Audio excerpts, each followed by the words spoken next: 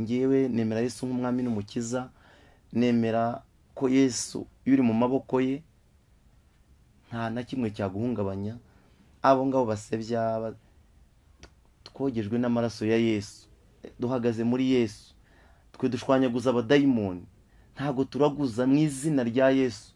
Nunguwo n'ababivuga bose n'abafatanyije nawe, abo badayimoni bose ndabasengera, ndasaba n'ababafasha kugira ngo ibyo babikwirakwize, iyo myuka mibi bavemo. Wowe muntu ufata inkuru nk'iyo ukayishyira ku mbuga ngo abantu basome, nawe ndagusengera abadayimoni bakunyuramo kugira ngo bikwire uhagarike, kuko Imana iravuga ngo wowe ukwirakwiza ijambo ribi nawe uri umufatanyacyaha. Ako kanya rero abo bansebya, abo banyiramuhari, izo mbwebwe ziyomba, ndazisengera mu izina rya Yesu.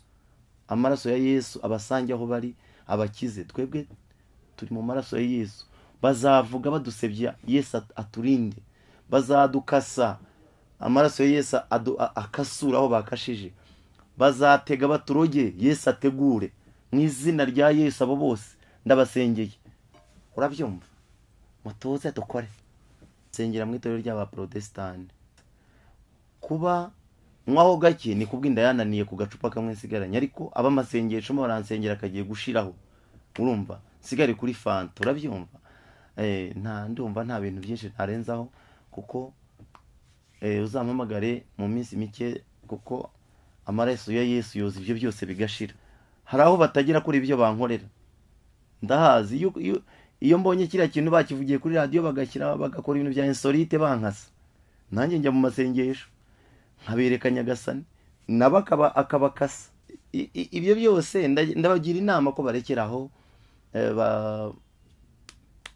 bagakora ibyabo, bagakora ibiganiro byabo, wowe nkasa. Kanyombya atunzwe na komedi, Gatete Jimmy nk'umukinnyi w'umupira w'umunyarwanda nemera, atunzwe n'ukuguru kwe kwamuhesheje amahirwe akomeye. Valence witwara amagare atunzwe n'igare no kunyonga igare. Senderi ntunzwe na mikoro. Wowe unsebya utunzwe n'iki? Sawa, ntago ndyamye nkeneye ko igikombe cyanjye nkigumana, nibyo bindanga, ndangwa n'akazi, abamagambo bakayomba agiye nkakora.